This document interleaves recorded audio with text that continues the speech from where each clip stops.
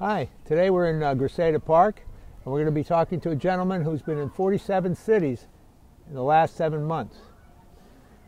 Could you tell us your name? Jeffrey Carson McCracken. And where are you living right now, Jeff? It depends on what you consider living. Right now my home is actually in Alaska, Anchorage, but I'm stuck here in Modesto. Mm-hmm.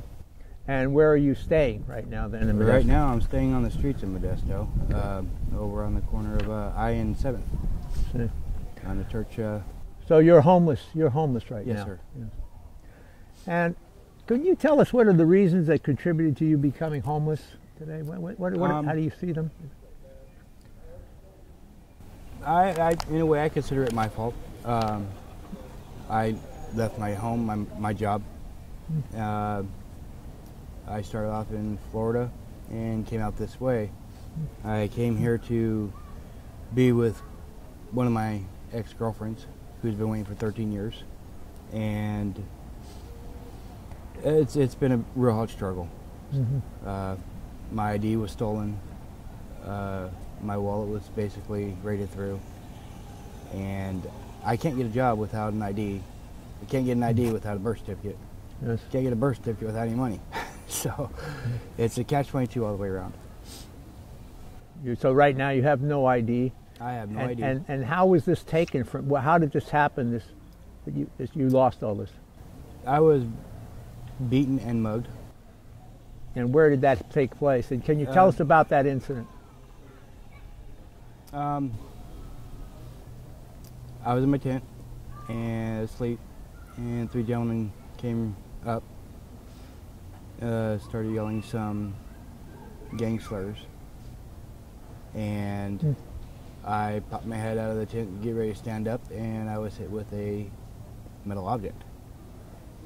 I was in out for 18 hours. Yeah. I ended up coming to, and as I was trying to figure out where I was at, I stumbled up the hill and collapsed again for another 5 hours. After that 5 hours, I ended up making it to the Salvation Army's doors and called an ambulance. Here in Modesto? Here in Modesto. Have you gotten any help from any local government or church-based agencies to help you with your current situation? No. Mm-hmm. All they could do is tell me that try this agency, try this agency, try this agency. And when you do try it, they just give you back to where you started from. Mm-hmm. So basically, nobody wants to help you, complete your task at what you need to do to get out on your feet. Mm-hmm. Can you tell us the names of agencies, or did you try it, or is this, and why aren't they helping you? Like, if you, in your estimation, in the names, and why aren't they helping you? I've been to, let's see, there's wow.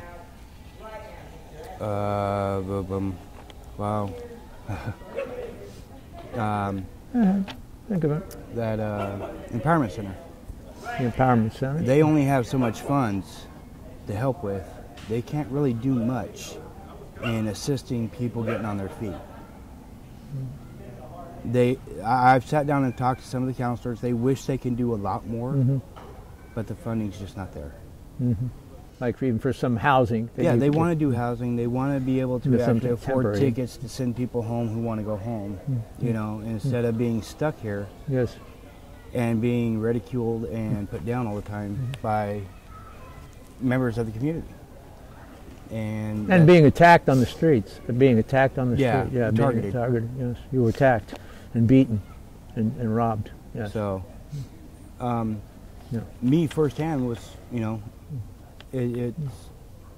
I was only here, maybe 4 weeks before this incident happened, and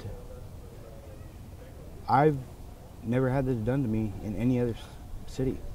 Never. No. So I'm actually shocked that it's actually happening here in Modesto. It sucked. It happened to you. What do you think you need from society to help you get back into society? What do you think you need? Community come together, help them. You know, be there not to financially support them, but back them up as much as they can, as neighbors do. Neighbors actually help neighbors when one is down. Well, I think the community should be coming together to help the rest of the community come up. That makes it a stronger community. The more ties you have into your community, the stronger that community is going to be, no matter where you're at. And you don't see that here in Modesto No. in terms of No. people getting help, at least in your Yeah, situation? it's sad. In my experiences, it's nobody wants to help nobody, but they want to help themselves. And this is amongst the people on the street too? Is this true? It's not just the people. The people amongst the streets actually help each other. We combined our sources, talk to each other, communicate with each other, and tell each other where to go to get stuff. Community outreach here is obsolete. It's like there is no heart here.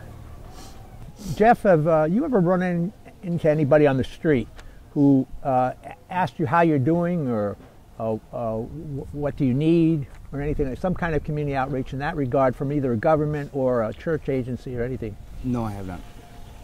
Since you've been No. here? Okay. Okay. I know in Florida they have a task force. It's called the Homeless Task Force. They go around, they actually sit down at the bus depot and talk to people. Whether you're homeless or not homeless, and get both sides on what needs to be done. And then they take it to the community board, and the committee sits there and debates on what needs to be done next. I think there should be more of it.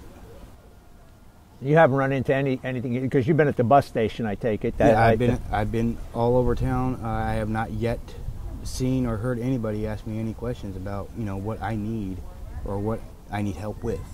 Or anybody else is homeless? Or nobody. Okay. What kind of services? What do you think you need right now? What do you need right now?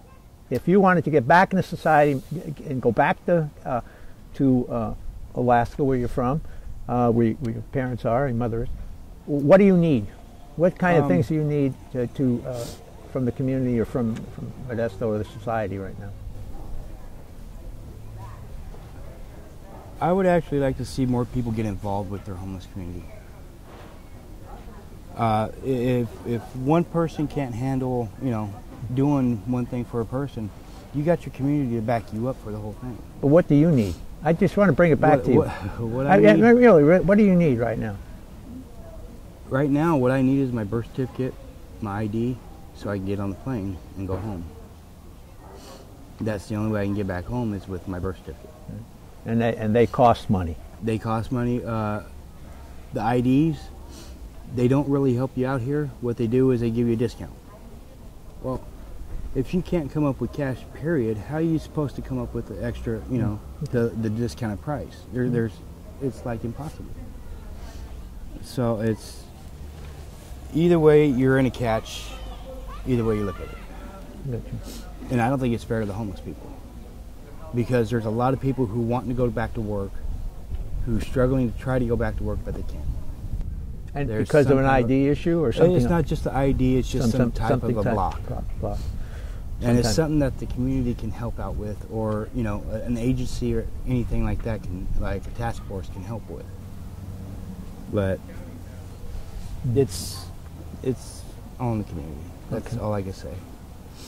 Okay, but then let me put this to you then. What do you think you have to do to help yourself get back into society? I mean, now, from this point on. Myself?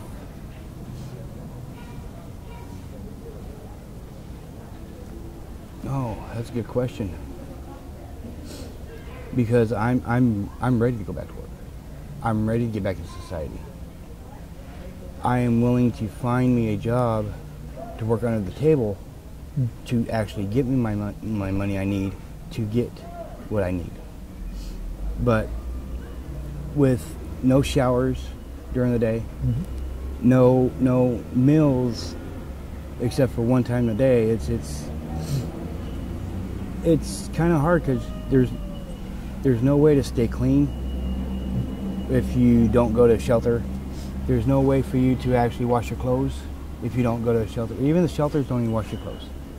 You've got to find a way to wash them yourself. But still, you know, it's the fact that we need support through other ways than just finances. Clothes need to be washed, blankets need to be washed, you know, we need showers, we need, you know, just everyday things. And most people take for granted we count it as a blessing.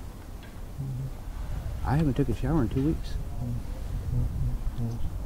Not to brag, but you know, No, it's hard. Jeff, I can't really go to the shelters because it's too crowded for me. Mm-hmm. I start to get paranoid and freaked out. Yes. That's why I'm not in the shelter right now. Okay. I don't like to be in overcrowded areas due to my trauma in prison that I've experienced. Mm-hmm. It's too much. And that's the only reason why I'm not going into the shelters. You got 500 people per area, and it don't work that way. Somebody is eventually going to end up getting hurt, and it's going to be, you know, not pretty. Jeff, this is up to you, and we can edit this out, but would you tell us something about how you grew up, and you talked about prison, if you want to. If this is not something you want to share, I would be honored. Okay. At the age of 2, I was taken from my mom. She was accused of some stuff that didn't take place. Mm-hmm. So I spent the following 10 years in foster homes. I was in 26 foster homes in 10 years. Every foster home I went to, my brother and my sister went with me. Every time they'd get in trouble, I'd take their beatings. So the only outcome that came out of that is me having epilepsy and basically, I guess, offside of brain damage. But knowing that my brother and my sister was okay was worth it. I started doing drugs at the age of 13. I started smoking cigarettes at the age of 8. Wow. I was basically forced to have sex in foster homes at the age of 6. So you were sexually abused? Multiple occasions. I was in and out of juvenile hall most of my teen years. At 18, I was arrested 5 times for under the influence and failure to appear. 23, I turned around, got another case of possession, and at that time I had four counts of failing probation and Prop 36. Prop 36 is where they put you could go rehabilitation. Yeah. Right. At age 26, I finally said enough with it and I went to prison.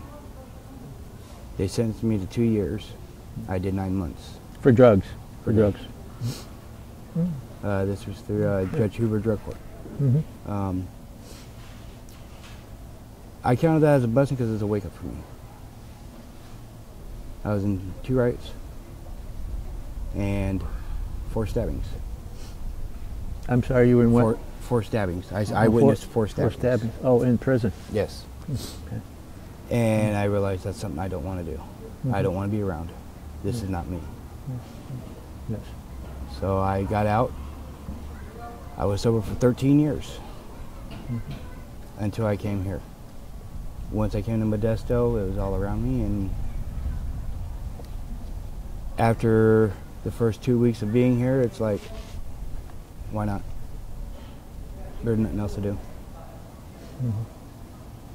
And are you doing drugs now, or just doing alcohol, or you don't want to talk about it? It's okay. Yeah. But you fell off the wagon. Yeah, pretty much. I fell off the wagon.